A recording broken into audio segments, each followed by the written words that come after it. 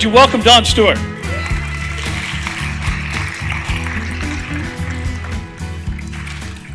Aloha. Aloha. How we doing? I'm doing good. How about you? Really fine. Thank you. If I can get up here, all right? Little- Yeah, here we go. There we go. Little time in Yeah, we go. We can slide over here. Hawaii Yeah. a week or so ago. Yeah, it was warmer than Kentucky, I bet you. It was warmer than Kentucky, that's for sure. Yeah, it was nice. It was Well, really welcome good. back. Thank you. Nice Good to be to have back. you here. Nice to be here. Don, I wanted to kind of kick our evening off with a bit of a visual aid of some of the things that Yep. you and I have talked about for several years, frequently, one scripture in particular. And this will help us kind of launch into our time tonight. So if you guys could just roll that video.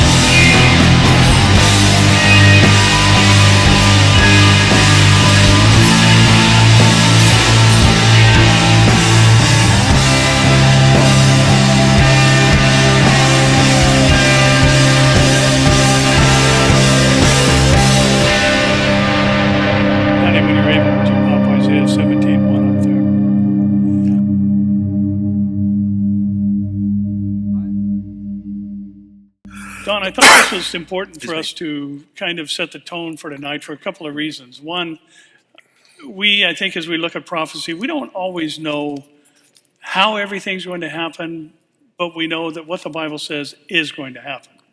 And we know that for sure, and it's without question or argument. And looking at these things from the perspective of Isaiah 17:1, looking at what many believe to be the oldest continuously inhabited city in the world, and now here it is, though I think our minds often thought of a nuclear strike or something to turn the whole city simultaneously into rubble. But, we don't know how it's going to happen, but we know that it's going to happen, and seemingly it's happening now. Yep. God has spoken in his word that it will be a ruinous heap, and I can't help but think of a better phrase to describe what we just saw than that. And the other thing is, Syria is central to the things that are going on. Most of the stories that we'll talk about here tonight, Syria is a central figure and player in that. Indeed, right on the northern border of Israel.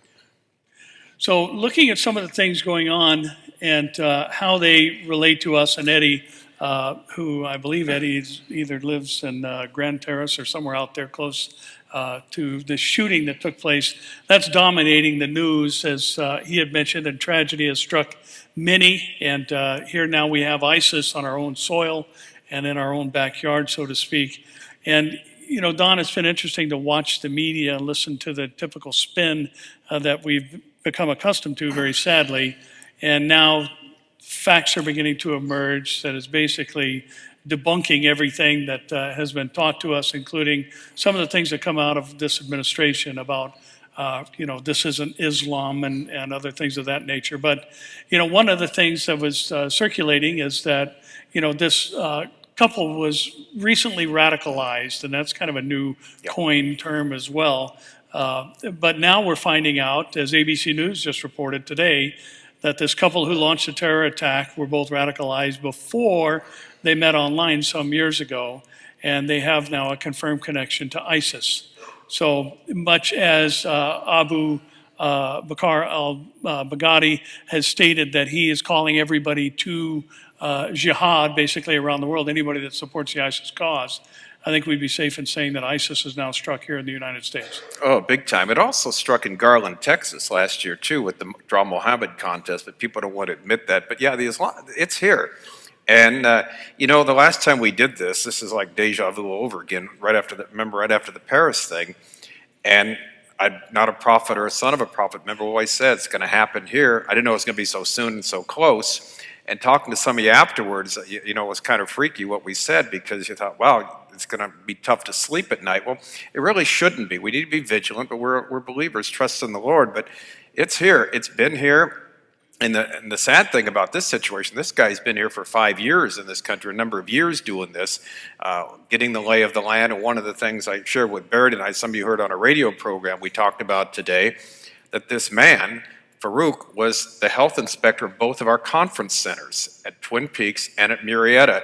And today we'd heard that he told Mike McGoverill, Mike's on the board, who runs the conference center at Twin Peaks, when he was there, he says, I don't like what you're doing, and he was very angry at Calvary Chapel's support for the nation of Israel, all the while looking for soft targets. And so we also found out today that that he ignored a number of pictures of one particular high school there, because this was not a one-off thing. He and his wife were planning. So yeah, it's here, and it's unfortunately here to stay.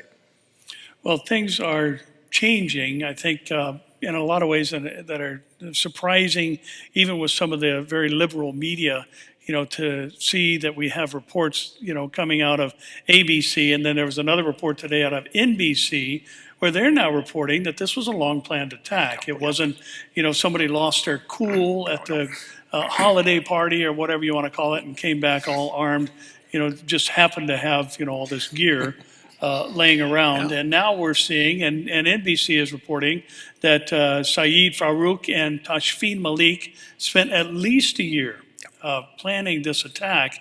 And this party, seemingly was the target. And all of the upheaval and the engagement with the Messianic Jew who he'd been working with for some years was basically just a cover to get him out of the room so he could come back in a rented car and do what they did. Yep. So Yep. but the media seems to be turning a little bit as well. Well, some yeah and some no. It's still the deniability factor there. It's, as one reporter said, Carolyn Glick from the Jerusalem Post, it's pathological here what the lengths the U.S. will go to. I was listening to it, and I was going and I was watching the beginning, and then I had to go to do the radio program, and listening to the people on the radio, because the initial reports were, well, there was some disgruntled guy at the party came back, and decided to shoot it all up. And these people were saying, well, golly, wouldn't it be difficult for someone, just to leave and come right back with body armor, with, grenades and assault weapons, and find someone else that's going to shoot with them, and then, leave these IEDs behind? And these people are trying to find some way to explain it without being, Islamic terrorism, but obviously they couldn't. But you're right, it's been there. They've been at these shooting ranges for a couple years now, we're told now. Right. And so practicing. So this is not something that happened overnight. And like I said, the sad thing is they've been waiting for a number of years for the right time to do this. Very patient. That was one of the things Bin Laden made a big deal about, how Islam, thinks in terms of not days or weeks, but actually decades and centuries, because it's a long-term plan they have. So it was there. Interesting piece of the puzzle came together today. I had a chance to read the FBI's timeline of how this whole thing went down. And for me, the initial event was curious in that when they had the shootout and these two were taken out, they were less than 2 miles from where they had committed this heinous act. And, it's 4.5 hours later. Now, what were they doing all that time? And now the FBI timeline today says they went home. Yeah. After they shot all these people up, they just went home. And mom was there and the baby was there. And somehow they found out through, a chain of events that they had rented this vehicle that was similar to the one seen departing the scene. Somebody mentioned this guy had gone off recently on a few people, so the police looked into him, saw he had rented a car. They showed up at the house, and next thing you know, there's a pursuit, and we know how that ended up. But, kind of gets into that thing that Jesus was talking about there in the Sermon on the Mount, or the Olivet Discourse, where he's talking about this lawlessness that abounds that leads to a love growing cold. And, looking at that and understanding exactly what that means, that coldness could be used to describe a corpse even. So it's just a lovelessness, and, these loss of natural affection and things like that are things that are, certainly part of this. And, our world is filled with violence, and the thoughts and intents of man's heart is only evil continually. Just like in the days of Noah. Sound familiar? Yes, that's right. As it was, so it will be. And looking at this investigation now, it's spanned out into the mother. And she, she has to be complicit in it. How can you be in the house where there's unexploded IEDs and the materials to make them, and thousands of rounds, and say, I didn't know anything? I mean, it just doesn't make any sense. Yeah, the father had made a couple trips to Pakistan, too, the last couple of years also, and the FBI had said, a day or so ago, that he's still being checked out. They haven't ruled out the idea of arresting him also, too, for being complicit in this. With the neighbor / relative / guy that checked him into, the mental hospital. You heard about that, right? As soon as it happened, this guy who was the neighbor who actually sold the assault rifles to, or gave it to, Farouk and his wife, checked himself to a mental hospital. Now he's out, and I guess he's singing like a birdie. And so I don't know, to try and save himself, because it seems to be a straw buy. In other words, he bought them. It wasn't the Farouk that bought them. He bought them and either sold them or gave them, And when you do that, you're supposed to, have some type of paper trail. Doesn't seem to be any documentation of that. So he's in a world of hurt, this guy. Well, even when you sell a weapon private party, it still has to go to a gun store somewhere where they lock it down for 11 days or 10 days, especially here in California. So the whole thing was suspect. And now we find out that this guy was actually part of a previous plan back in 2012.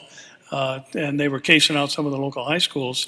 For a potential target, and they both, for whatever reason, I guess they were arresting, potential ISIS suspects back at that time, so they kind of cooled their jets on that. But they had previous intentions before even bringing Philippe here. Yeah, and so this guy tells that, so he knew all along, so what does that make him, complicit in what happened? I mean, accessory before the fact, I guess they call it, whatever the legal term might be, but it's terrible. We live right on the edge of LA in San Bernardino County. My wife works in San Bernardino County in a financial organization, and all the schools were on lockdown and can you believe it's only been a week? It seems like light years, doesn't it, since this has happened? Just a week ago today it happened. And, we had people, she had people coming in the next day crying because someone knew people were killed there and the thing. But also there was a warning that came out to us on Friday, 5 days ago, 2 days afterwards, to avoid theaters and the malls, because I guess they hacked into one of these guys' phones, and that was sort of what the chatter was. And if you saw, it was Friday, the press conference, this is what was also weird. The first thing they led with was a story that happened either the day before the massacre or 2 days before, where one of the theaters here in San Bernardino, a Middle Eastern man came up and started talking to the security guard, asking all kinds of questions about the theater, and the guy thought it was strange.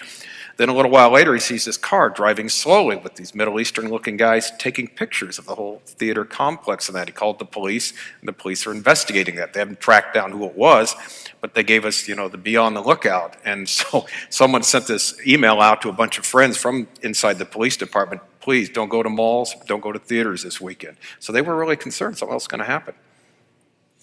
Well, looking again back to Syria and how much of the things we're experiencing today rotate around what's happening in that country. We know, there's one of the curious stories for me that's developed over the past couple of days is the presence of this Russian sub. Oh, yes. And, they've got an air base in Iraq, they've got an air base in Syria. Now, why do they need a submarine to fire missiles from? Yeah, actually, they've got 4 bases now. They're moving up. And the story yesterday, a Russian submarine that can shoot cruise missiles is parked off the coast of Syria. Today, the story was where Putin said, well, we don't want to, but if we have to, we'll use nuclear weapons against ISIS. This sub can fire either conventional or nuclear weapons. It's got the capability to. And here's the thing we don't doubt. Maybe Iran doesn't have them yet, but we know the Russians have them, don't we? There's no doubt about that whatsoever. So, no. And I tell you, when they shot down that jet from Sharm el-Sheikh, or not shot it down, but put blew it up, the terrorist thing there, that got Putin and Russia so angry there. So who knows what, he'll do something in response, contrary to our country, which, was just, we don't even speak tough anymore, do we? But we, whatever we do, I don't know, what do we do? I don't know. Yeah. We'll wag the finger. I'm sorry. Yeah, gun control. That's the answer. I'm sorry. That's going to solve it. Yeah, I'm sorry about that. I forgot. That's going to stop it. Well, and again, just so many things that, we're experiencing here as a country. I think on a lot of people's minds, the presence of the U.S. and last days prophecy is always concerning, rightfully so. Is it there? Is it not there? Some see some references there in that Ezekiel 38 and 39 scenario. I think we've talked about it before. I don't know that that's necessarily so, but a lot of other people see it. But the truth is, our nation is on a downward spiral, and we're getting kind of sucked in and even replaced as far as being a world superpower. And now we've got somebody who is, I think I've heard you mention, there's a sheriff in the Middle East now, and it's not us anymore. It's Vladimir Putin. Exactly. He is in essence taking over the Middle East, and looking at some of the things that he has stated, and we know, an ex-KGB agent, he's a no-nonsense kind of guy. Today, the nuclear device came into play, at least in his speak, and he made mention that we'll nuke him if we have to. And with so much of this centered on what's happening in Syria, there was also a story that I thought was very curious that broke late last week. Something that you and I have talked about before, about the involvement of the North African nations, because that's part of the Ezekiel 38, 39 scenario as well. And now, just last week, the story broke, Debka file broke it, that ISIS is now basically in control of Libya. Yes. So now we've got an ISIS North African presence, and the caliphate is certainly spreading, at least in their minds. But again, this can take now Russia, who's going to lead the charge against Israel, take them not only into Syria and Iraq, but take them down now into the North African region, which has to be involved in the invasion of Israel. So things are happening. No, they're really interesting happening, and I hope you caught what Barry said, because we talked about this before. This is where ISIS comes into play. ISIS is the excuse for Iran and Russia to be in Syria and Iraq, to do the bases, to put the submarine there, to fly planes side by side with each other, Iranian plane next to a Russian bomber there in Syria the other day flying over. But that's right, they have to invade from these other geographical areas that would include Libya, maybe even Algeria and Morocco, from that part of the country, south and west of Israel, as it were. So they have to take over some way. Well, why would these nations do it? Well, right now they wouldn't, but if the Islamic State is in there to clear them out, there has to be somebody to come in and replace them. Who's willing to do it? Russia and Iran. Isn't that interesting? Don, there's another piece of the puzzle that we've talked about a lot. I think that's worthy of mention too, and that is people that were formerly involved in invasions of Israel are going to be uninvolved in that final scenario, or that scenario, I should say, of Ezekiel 38 and 39, and that includes the Egyptians. Big time. And kind of interesting as we consider the hook in the jaw that God uses to draw down these invading nations out of the north. I think there's been some pretty rightful speculation that there's going to be energy products involved, be it natural gas or petroleum products.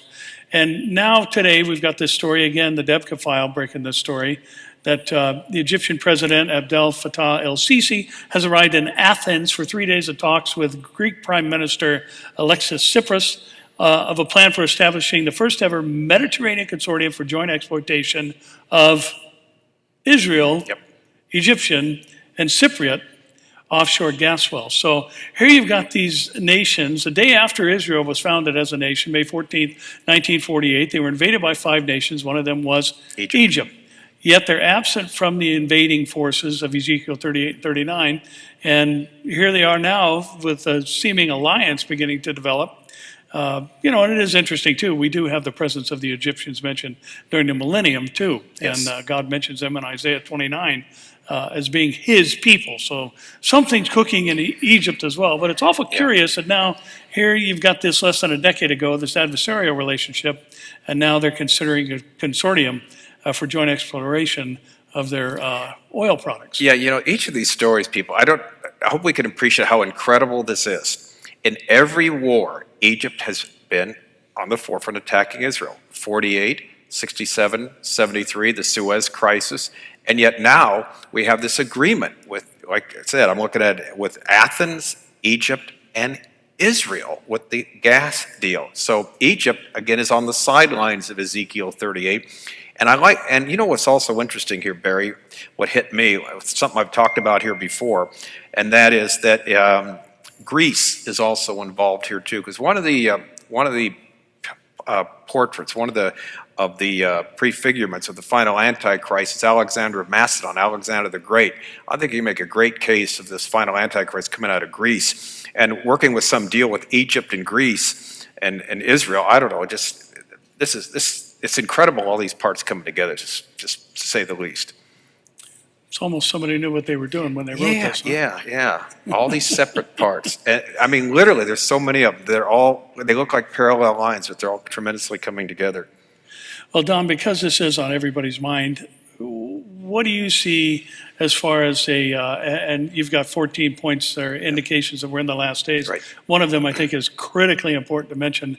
And what do you see as far as Scripture goes, a role for the United States in the last days scenario? One of the things we've been talking about for a number of years, the U.S. is not a player. The Ezekiel 38-39 invasion assumes no superpower can or will intervene on the side of Israel, meaning the U.S. either cannot, will not be a military power who will get involved. Now, there is a story that came out tonight that continues to, we are, the joke of the world right now in a sense of saying and not doing. I don't know if you heard this story. I don't know if you did, Barry. The bill tomorrow, the amendment of Congress, have you heard that one? No, okay. Don't think so. I'm going to read a little bit of this to you, people. Congress to consider easing passage into U.S. for immigrants. Congressional source. The amendment is intended to be a response to Trump's statement about Muslims. Congress is set to vote on Thursday on what some call an unprecedented right that would allow immigrants easier access to relocate to the United States, according to new legislation offered by a Democratic Senator, Patrick Leahy from Vermont. Its amendment to a larger nuclear safety bill, it would prohibit prohibit the U.S. government from barring any individual from entering the country based on their religion. And it goes on to say the legislation is a direct, it would facilitate an unprecedented right to immigration that's never existed in U.S. law. And as one person said, it's not simply a slippery slope, it's opening Pandora's box. If you can establish that we have no right to consider the religious beliefs, then you could establish we have no right to consider a candidate's age, skill, income, or country of origin. It goes on to say, basically someone then from another country would be given the rights to sue us if we wanted to keep them out of the country if something like this would pass. And so they're pushing this tomorrow.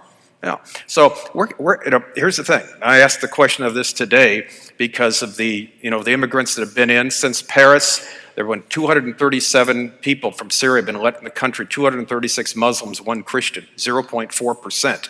And so bottom line is, I think we're going to fall apart from within. I don't think no one's going to destroy. We're doing a great job on our own with things like this and committing suicide. Don, kind of along those lines, another couple stories that are happening currently, with this immigration thing and inviting people into our country. The U.S. Air Force and Georgia Police reported yesterday that they're searching for 2 Afghan trainees who failed to show up for training at Moody Air Force Base in Georgia. And they've been here since February, and they were screened and vetted. Yeah, and they said there's 0% they could be terrorists because they've already been vetted. That's what Valdosta, Georgia Police said. So we can sleep risk. Well, right? No problem, right? Yeah. But now all of a sudden they're searching for them, and they've disappeared. And then again, right here in our backyard up in Victorville, and this happened on Monday, 5:10 p.m., Monday, December 7th.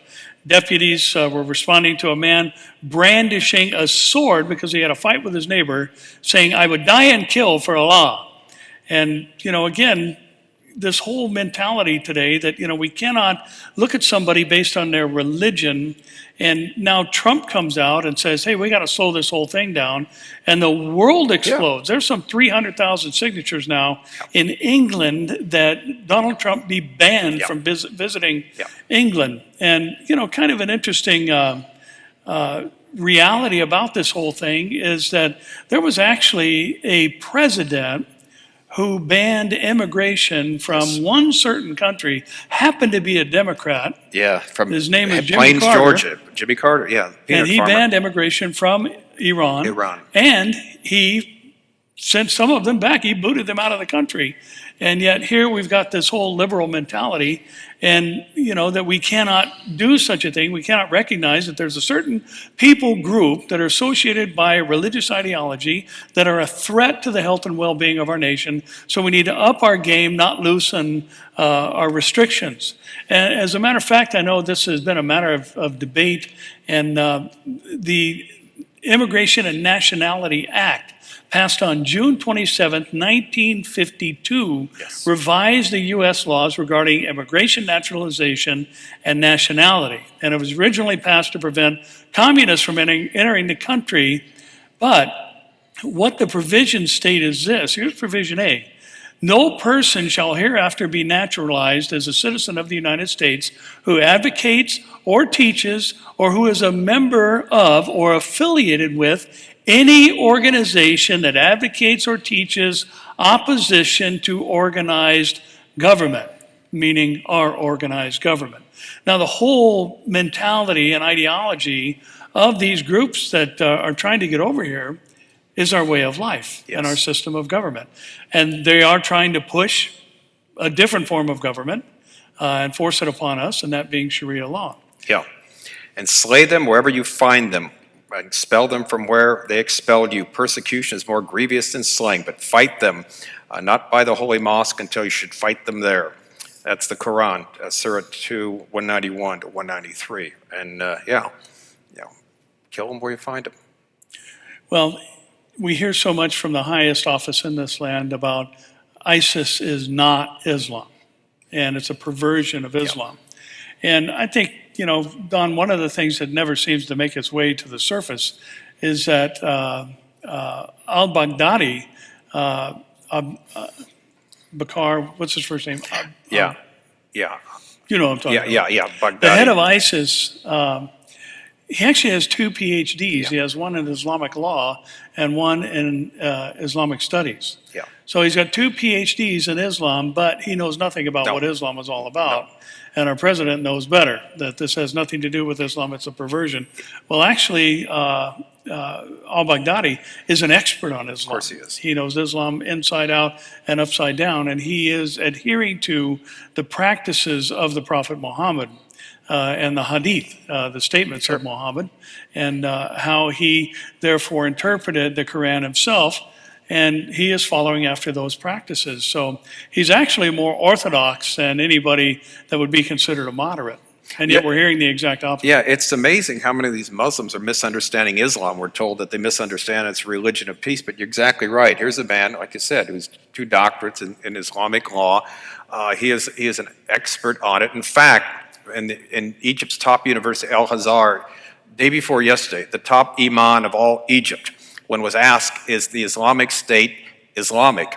He couldn't deny they were. He said, well, no, as long as they, admit, Muhammad is, Allah is God, Muhammad is his prophet, they are. They're doing terrible things, but they wouldn't even say they're non-Islamic, and because they're following Muhammad. And we seem to have trouble calling terrorism terrorism. Yeah. It leaves it to the FBI to finally come out of the box, so to speak, and other groups are now kind of joining in line. And I think the president, in his, whatever you want to call that, he did from the Oval Office, I'm not really sure what that was. Looked like a little bit of frustration and anger at the American people more than anything else. Yes. But, he did incorporate the word terrorism, I think, for the first time in associating with these guys. But Don, he did something that we've talked about before that he continues to do, and that is he refers to ISIS not as the Islamic State of Iraq and Syria, but he refers to them as ISIL. ISIL. And that's a purposeful move on his part, and maybe you can expound on what the reason for that is. Okay, ISIL is a broader term. ISIS is the Islamic State of Iraq and Syria. ISIL is the Islamic State of Iraq and Levant. Levant is a term that was coined at the beginning of the 20th century, referring to, it's a bigger area than Syria. It includes Jordan, but also Israel. So almost by definition, when you say that, you're not recognizing the state of Israel and their right to exist. Now, many people don't catch that, but I think that's part of the reason they say that. So it's wider than just Syria, because you don't want to mention Syria, because remember Syria? Remember we talked about this a couple of years ago, where we drew the line in the sand. If we find chemical weapons there, then boy, better watch out. And it was proven they're there, and we're still waiting for some response from the U.S. And so so he talks about the wider area of the Levant, but this is a term, again, pre the modern state of Israel being formed, and it's almost like anticipating that come a time where there won't be any Israel in the future. And looking at, Zechariah and the prophecies there concerning the whole world being gathered against him, there's no secret about there's no love lost between Netanyahu and Obama.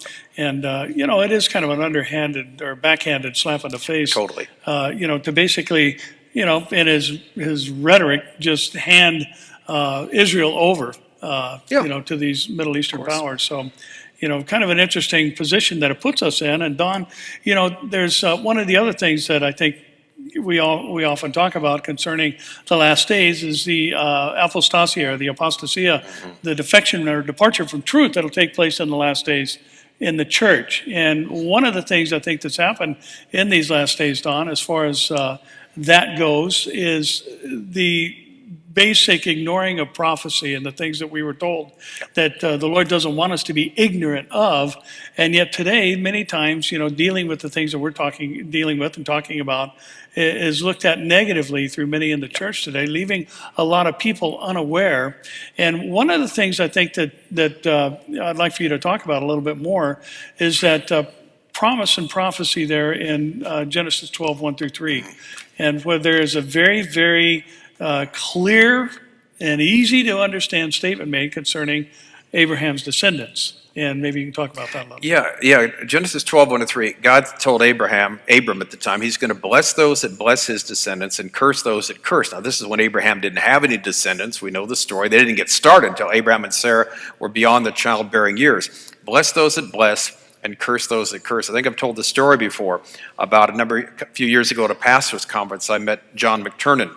And I'd heard him on, I think, Southwest Radio, and he had debated this messianic debunker, Jewish guy who debunks messianic missionaries there in New York. He brought his son there, and he got a shish kebab the guy, and it was a fabulous debate. So I met John, and I was mentioning to him about, I don't know how we got in the conversation, how, it's amazing how when the U.S. does not respect Israel, bad things happen to us, as with other countries. I started talking about it. He's just smiling at me. And he reaches down, he pulls out a book. He written a whole book on the subject, as America has done to Israel. And it's amazing the documentation there.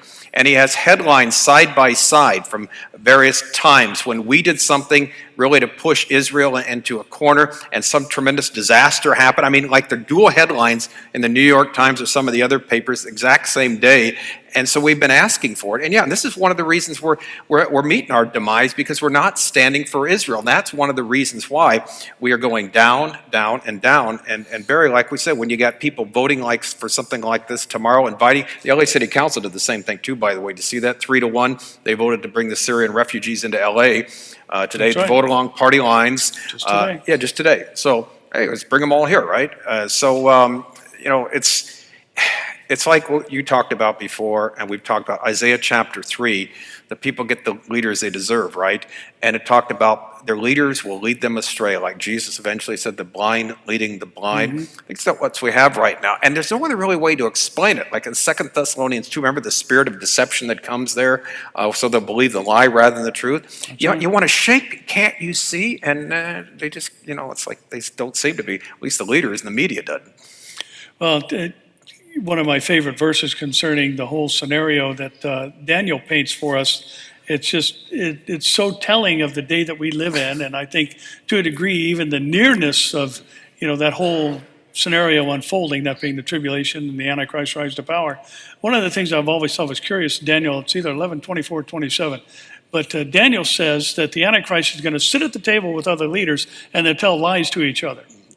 And I think they're practicing now. I think there's a lot of that already going on. And, we're just primed at every level for this whole thing to just explode and happen in a moment and a twinkling of an eye, so to speak. But, Don, as you mentioned, we are reaping what we have sown. Yeah. And one of the things I think that has led many to turn their back on the study of prophecy is replacement theology. Yeah. And basically, if you pull Israel out of the mix, so to speak, you've got a huge hole in much of our theology, and certainly nearly all of prophecy as it pertains to the tribulation period. Yeah, and here's the thing I don't understand, which really doesn't make sense. If you think about it this way, when the Lord came the first time, he denounced those that weren't waiting for him. Remember, Jerusalem, Jerusalem, the city that stones the prophets and kills those that are sent to her. How often I wanted to gather you, but you weren't willing. Matthew 23:37. Now your house is left unto you desolate till you say, blessed is he that comes in the name of the Lord. On Palm Sunday, if you'd only known this in your day, the things that are towards your peace, now they're hidden from your eyes. On the day of his resurrection on the Emmaus Road, when he stopped and he said, these two people walking, fools and slow of heart to believe all the prophets had said. It was necessary, was it not, for the Christ to first suffer and then enter to his glory? In other words, when the Lord came, here's how I came to a conclusion. This is about many years ago. I just thought of it this way. Look, if God did it the first time around and made it clear the times and the seasons, don't you think he may do the same thing the second time around? And the first time around, the things were fulfilled at face value. He was born in Bethlehem. He was born, as a descendant of King David. He came before the city and temple were destroyed, just as the Bible said. So if we take what the Bible will say happens at the end time, and put up a framework, it's exactly with what we see right now, if we take the Bible seriously. Why would God the first time fulfill literally what he promised, and the second time around everything's symbolic or metaphorical, and your guess is as good as mine? It didn't make sense to me. And here's the thing, it's falling right down the line what not only the Bible says, but people, like we've talked about before, have been predicting for hundreds of years this scenario. Voila, here it is. Well, to me, the thought that the church has replaced Israel is kind of curious when you consider that everything that was prophesied about Israel is now happening. Exactly. So it just doesn't hold any water. And I think it leaves a lot of people vulnerable to misinterpretations and unprepared, really, because we're seeing so many just things that only God could see, as He has stated history in advance and told us the things would be happening in the last days. And Don, there's a real curiosity that has developed, as we know that Turkey is going to be part of the coalition that moves on Israel and comes down from the north. And yet we've got this developing animosity between Turkey and Russia. And this article that came out today, the Daily News reported that Vladimir Putin was dead serious when he warned Turkey that it would regret more than once having shot down a Russian fighter jet. And he stated not only will there be all kinds of sanctions against Turkey, but now he's surrounding the Islamist-led country with his military.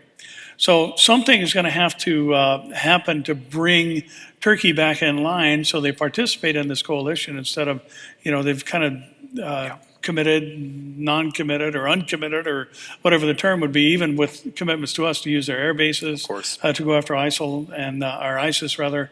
And so they've been pretty wishy-washy in this whole thing.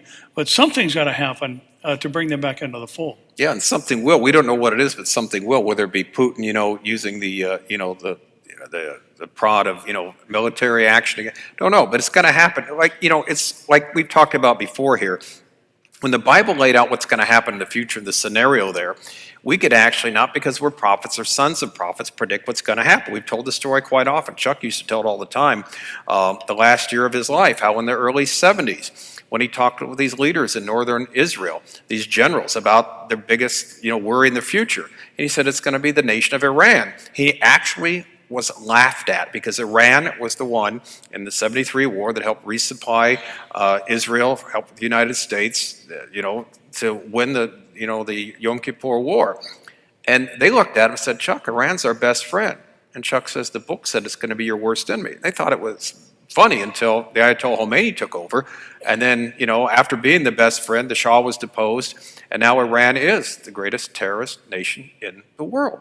Turkey, like we've mentioned here, Turkey's a member of NATO. A few years ago, the Israelis took their vacations in Turkey, but you got this guy comes to power, Erdogan. They've been a secular country for 100 years, since the Second World War. They changed the language, they changed the constitution, everything, because after 400 years of ruling the world, the Ottoman Empire, now, everything's carved up, and so they changed everything. This guy comes on, puts all these small parties together. He's a megalomaniac, but he's trying to bring back the glory days of the Ottoman Empire and Islam, and it's striking a responsive chord there. And so that had to happen. It is happening. So they've turned against the West also too. So it's interesting how the players are perfectly lining up. Like I said, Egypt, Israel, with this economic deal. Saudi Arabia, they're afraid. They're hugely afraid of Iran because they would be next on the list. So it's just amazing that the players that are there, that we can tell where they're going to be, and they're all lined up just as Scripture says. Another element that we know that's going to happen during the tribulation period is this single commerce system. Yes. At least it's a monitoring system. Correct. Which allows the buying and selling. Doesn't necessarily demand that there's a single world currency, but just one system to monitor buying and selling. And interesting development, just earlier this week, there was kind of a bottom line, so to speak, that was broken in the oil market, and the line is $38, and when it drops under $38 a barrel, then it begins to dramatically affect world economies. And this number has been associated with previous economic collapses in the past, and it is the major factor right now contributing to what's going on in Russia and other countries who depend, largely on their energy products. Like Russia, some 60% of the gross domestic product is energy related, be it natural gas or petroleum. So now you've got this, their cost, I believe their cost is $106 a barrel to get it out of the ground, and it's selling at $38. That's not real profitable. I think that's negative. That's not really good doing the math. That's red ink. Yeah, that's not good. So now here you've got this issue with this consortium with these nations, who don't have that high overhead, who don't need $106 to get it out of the ground. I think in contrast, if I'm not mistaken, the Saudis get it out of the ground for $6. Something like and that. so $38, they're still making money. Of course they are. Plus they've got a $900 billion war chest that, they don't have a whole lot to worry about. But, the reality is we're moving in that direction too. we're moving in, and there are always the doomsdayers who are talking about this global economic collapse. And, it seems like that's a possibility that would allow this single commerce system to come into play. But here we are on another front of an event that's going to take place during the tribulation, possibly on the threshold of that as well, with this $37.24 oil, I believe is the last number. Yeah, and so again, these things, again, you can't make this stuff up. It's incredible how we've got all these things coming together at once. It's not as though it's just one or two of them. In the past, in fact, like we've talked in different talks to you guys, 100 years ago, none of these things were in place. When the modern state of Israel was reborn, that was the only one that was in place, but they've happened over and over again in the last few years, and particularly the last 6.5, 7 years, they've happened at warp speed, where we turn around, Barry, and we see a different world than we just saw a few years ago, and just the events that have been game changers. We talked about this with the Paris massacre. Remember the thing that happened in Beirut 2 days before, where there's a tremendous explosion there, that Shia Muslims were blown up there. This is a hotbed where the proxy of Iran there, the Hezbollah and that, by ISIS, the Islamic State. And then, of course, the next day in Paris, you have this. Headlines, game changer. These are headlines after each one. And then what were the headlines this week, of course? Game changer now here in our backyard. And Don, there's a phrase that's finally, I think, beginning to surface, and we've talked about it many times over the years, but it's now kind of got a label attached to it, and that's apocalyptic Islam. And just a belief system that, the Shiites believe that they have to bring about an apocalypse in order for the 12th Imam to come back, or the Mahdi to come back and solve this issue. And the Sunnis have the same idea, although they come through a different door, that there needs to be this ability for them to take over the world and have a single caliphate where Islam rules the world. And this is something that seems to be, our leaders seem to be unable to grasp, even though it's right there in their own teachings. And some 149 times the sword is mentioned in the Quran, associated with dominating other cultures and other peoples as well, and Jews and Christians, and all the negative things that are stated about them, and giving the infidels a chance to convert. And if they don't, then you're free to kill them, as infidels. And yet all of this is ignored, even though it's in print. And again, that lack of leadership that you mentioned. Yeah, because it doesn't really mean what it says. That's why it's interesting, the difference between reading the Quran and reading the Bible. We encourage people to read the Bible from beginning to end. We are told by Muslims, a Westerner or anybody should not read the Bible on their own. They need, someone to tell you really what it means.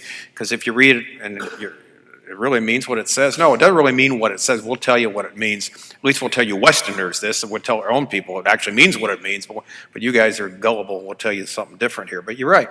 We've got these things, Barry, right in front of our very eyes, but we have one of the signs of the last days, no leadership telling us this. And that's why we're going down really down the wrong path here.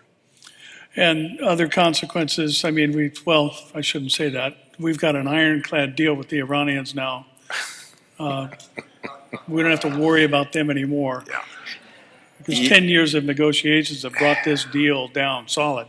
Yeah. Well, just past 3 or 4 days, back on November 21st, the UN Security Council ban was violated by the Iranians, where they conducted a ballistic missile test of an improved version of their Shabab-3, and they took this missile test again that has a range up to 2,000 kilometers and has the capability of carrying a nuclear warhead. So it doesn't seem like our diplomacy is getting us very far. No, and actually, the agreement was never solidified or agreed to. It's not binding. It's just sort of an understanding, as it were, because Iran, it's not really been ratified, and so they feel free to, follow it or break it as they wish. And back to what you're saying on that, because see, the real problem, ISIS is there to bring Iran and Russia to the Middle East. I'm convinced that, to be able to attack Israel from being close, rather than coming all the way from Russia, rather than coming all the way from Iran, right in their backyard, right on the northern border of Israel. And, they are a threat. They're starting this caliphate here. They're, printing their own money. They believe their idea is, start here and just expand throughout the entire world until it's all one Islamic rule. Where Iran says, no, there's an easier way of doing it. We'll blow up the big Satan and the little Satan. That'll bring the imam back, and then Islam will rule. But these people are, they've been working on developing not only nuclear weapons, but delivery systems that'll deliver it, like you said, to Israel first, and then eventually the ICBMs to us. And they mean what they say. And yet we continue to get these calls and this vote that's going to take place tomorrow to just open our arms. And, Don, this brings about an issue I think that we need to talk about for a moment, even within the church, because the church is largely divided on this Syrian refugee issue. We do know, and looking at the pictures, another story from this week that basically Russia, where's the story here? They launched a merciless blanket air campaign in Raqqa, which is the ISIS headquarters. And as they described it, it basically flattened the whole city, which we know is coming for Damascus. But, looking at all these things happening and these things taking place, and, we seem to be divided based on a moral issue and not necessarily a theological issue, so to speak, concerning, we need to welcome these people here because it's an evangelistic opportunity or whatever someone may package it as. Yet, I think there's some reality that we need to face as well, that, when Jesus is talking about love your enemies, he's talking about your interpersonal relationships. He's not dealing, with your military adversaries, and you are to invite them in and welcome them with open arms, who have stated that their whole ideology is founded upon getting rid of you. Yeah.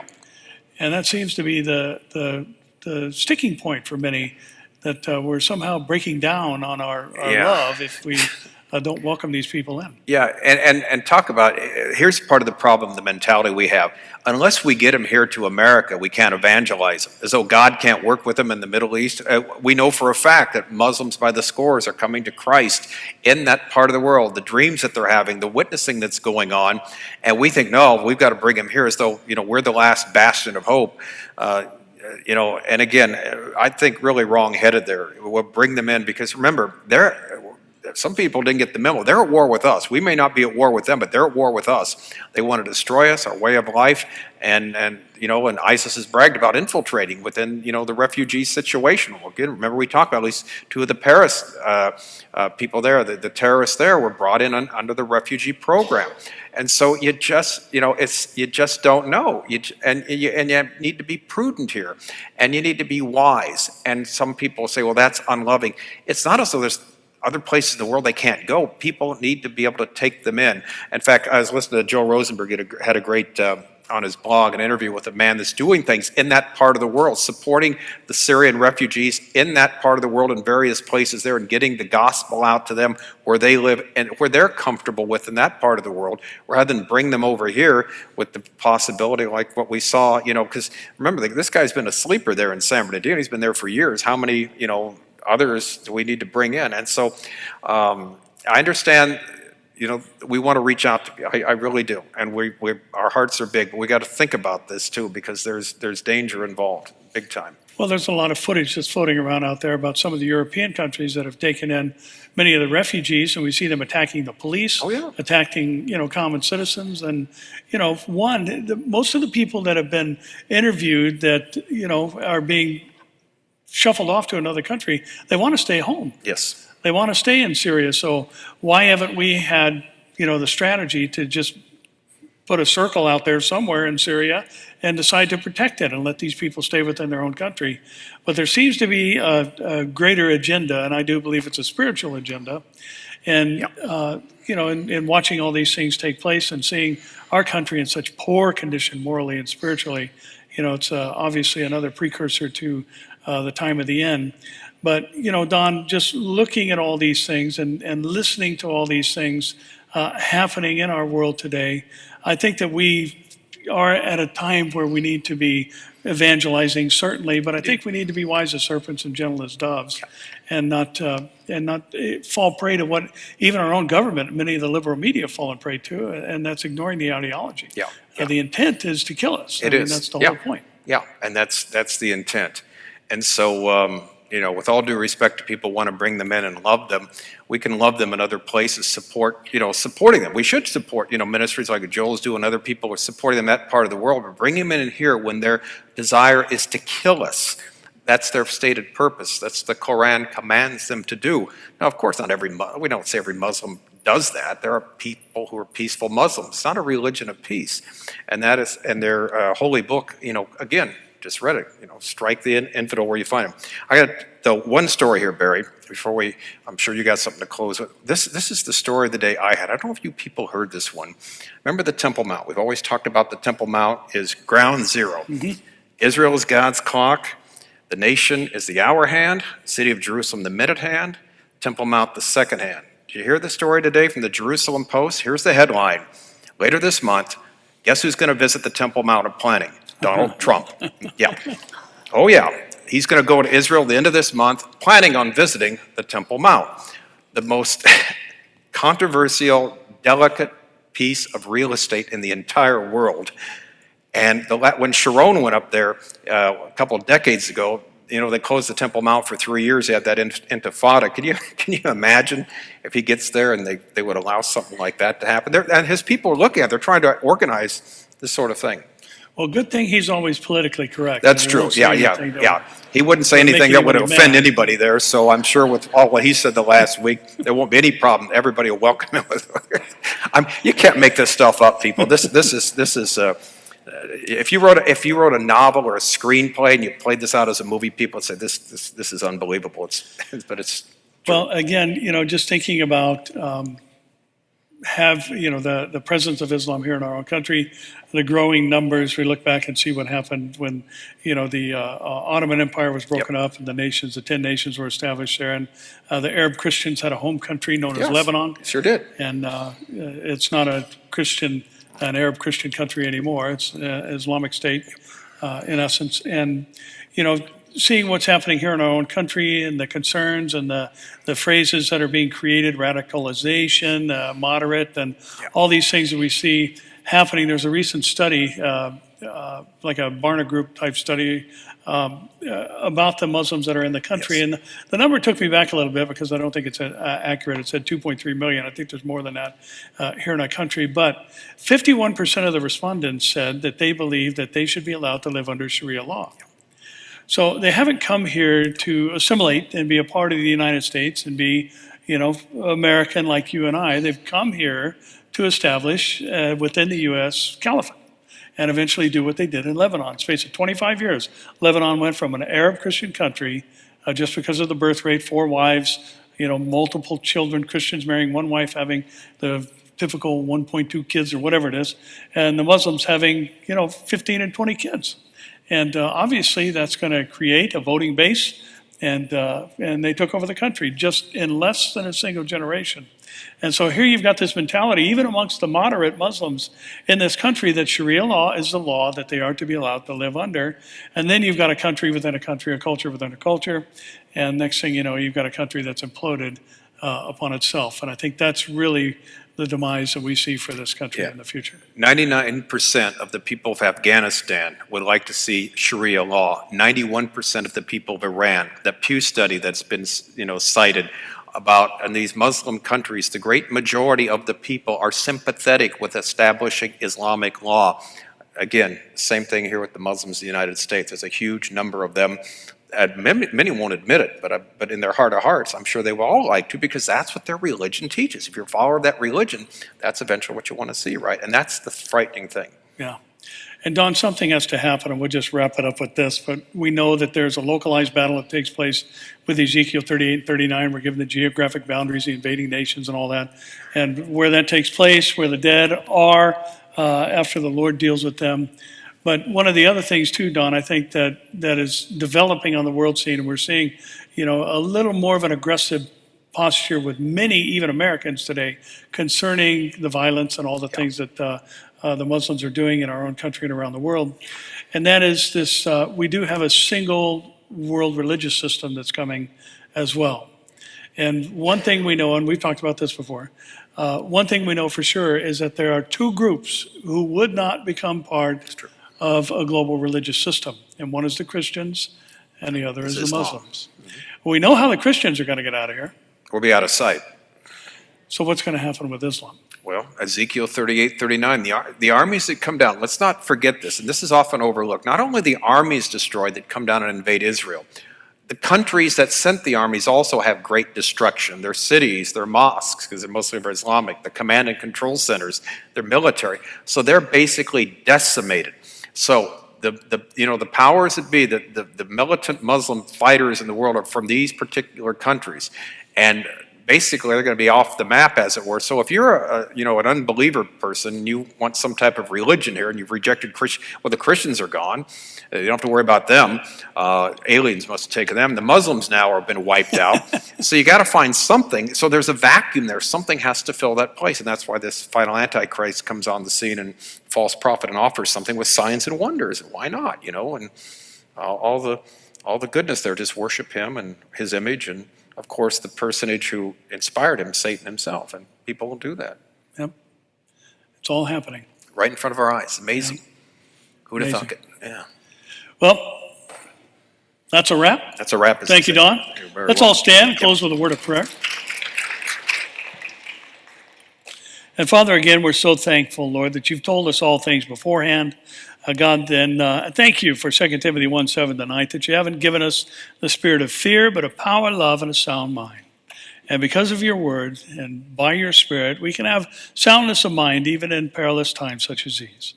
So, Lord, we do praise you and honor you, God. We see you as the true and living God, the almighty God, the only God there is, Lord, and we worship you as such. And God, give us a heart for those around us, a passion for evangelism, and the lost souls that we know. Lord, no matter what it is they believe, no matter what it is that they do, may we tell them of your love until you come and take us home. Help us to that end, we pray. We ask it in Jesus' name. And all God's people said, amen.